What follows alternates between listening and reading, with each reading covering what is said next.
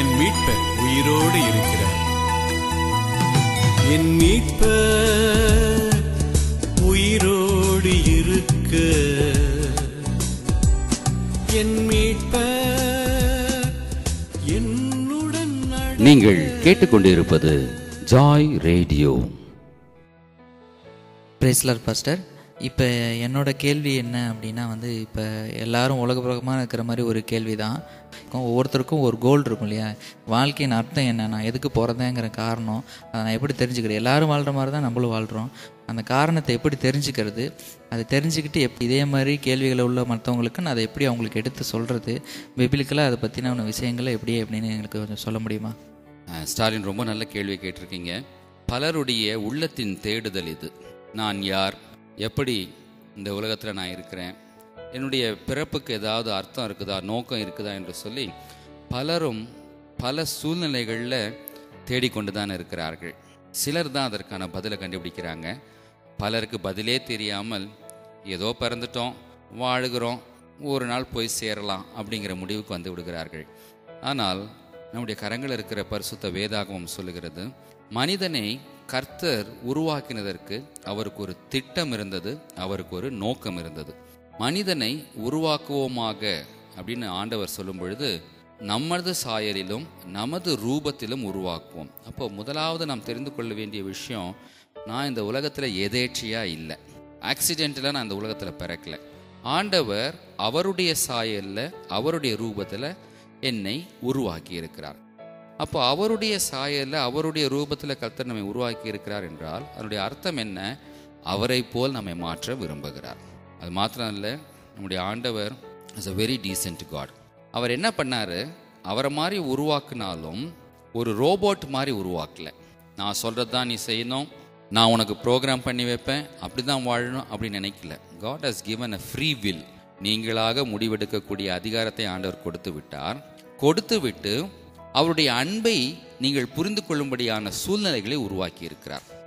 அப்போ இந்த உலகத்தில் உண்டாயிருக்கிற எல்லா சிருஷ்டிப்புகளையும் பார்க்கும் பொழுது, சூரியன், மழை, புயல், காற்று, கடல், இவைகள் எல்லாம் மனுஷனுடைய வல்லமையை விட அதிக வல்லமை உள்ளது என்பதை புரிந்து கொண்ட மனிதன், இதெல்லாம் விட சர்வ வல்லமை உள்ள தேவன் ஒருவர் இருக்கிறார் என்பதை அறிந்து கொள்ளும்படியாக சூழ்நிலைகளை உருவாக்கி இருக்கிறார்.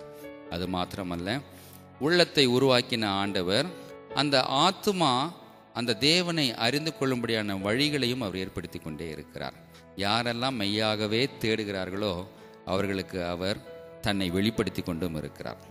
அறிந்து கொண்டவர்கள் தான் அந்த ஆத்தும நேசரோடு வாழ வேண்டும் என்று விரும்பி, அவரை போல மாறணும்னு விரும்பி, தங்களுடைய வாழ்க்கையை சீர்தூக்கி பார்த்து தங்களையே சுத்திகரித்து கொண்டு பாவ மன்னிப்பு நிச்சயத்தை பெற்றுக்கொண்டு, ஒரு நாளில் இந்த சரீரம் அழிந்தாலும் உள்ளே இருக்கிற ஆத்துமா உருவாக்கின ஆண்டவரோடு ஐக்கியம் அடையும் என்ற நம்பிக்கையில் வாழ்ந்து கொண்டிருக்கிறார்கள். அதனால் நீங்கள் கேட்ட கேள்விக்கு, மனிதன் எதேச்சையாய் பிறக்கல, இந்த வாழ்க்கைக்கு பின்னால் ஒரு வாழ்க்கை இருக்கிறது.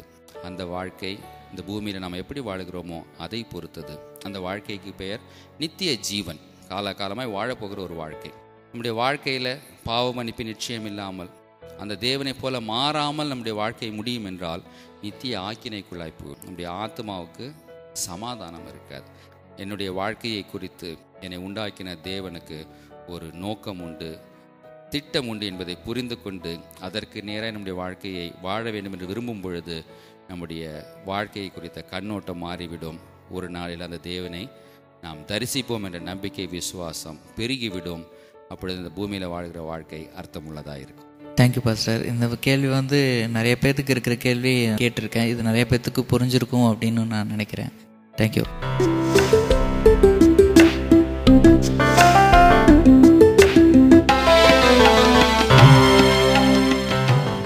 You are listening to Joy Radio.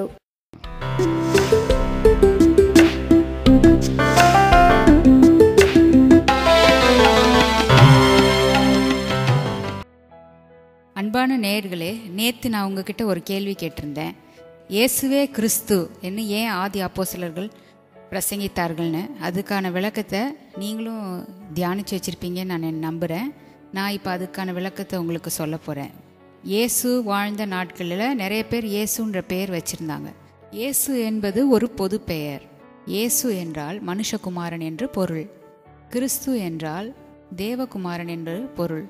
அப்படி என்றால் வரப்போகிற இரட்சகராகிய கிறிஸ்து என்று எதிர்பார்த்து கொண்டிருந்தோமே, அந்த கிறிஸ்து இந்த இயேசுதான்.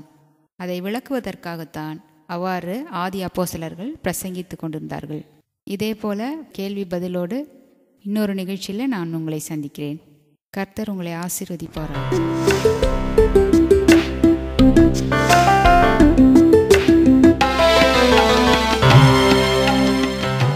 நீங்கள் கேட்டுக்கொண்டிருப்பது Joy radio. Don't forget to subscribe to Joy Radio.